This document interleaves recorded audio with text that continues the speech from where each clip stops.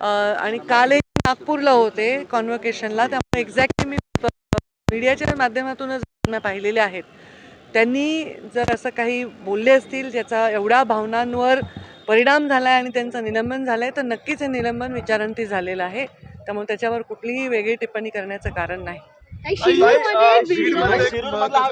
समोर आलं होतं की व्हिडिओ आलाय शिरूरमध्ये एका व्यक्तीला तळ पायावरती दाटेने मारून अक्षरशः आदू करण्याचा प्रकार समोर आला. अद्याप गुन्हा दाखल झालेला नाही. मी पालकमंत्री अजितदादा पवार यांच्याशी चर्चा करेन आणि एसपींना सुद्धा बोलेन.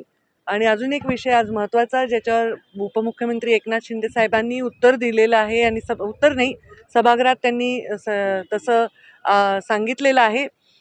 जालन्यामध्ये भोकरदनमध्ये एका मुलाला प्रचंड अमानुषपणे सळ्या गरम करून वगैरे मारलेला आहे.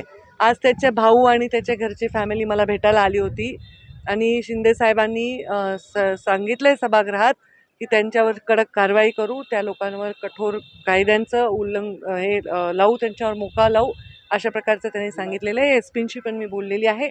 त्याच्यामध्ये एकावरच गुन्हा दाखल झाला आहे, आणखी लोकांवर गुन्हा दाखल झाला पाहिजे. हे जे अमानुष पद्धतीने करतायत हे सगळीकडे आणि त्याचे व्हिडिओ करतायत, एवढा म्हणजे एक लोकांना माज आलेला आहे, हे अत्यंत चुकीचं आहे. त्यांच्यावर एक कडक कारवाई करण्यात आली. आरोपी करा अशी मागणी होती.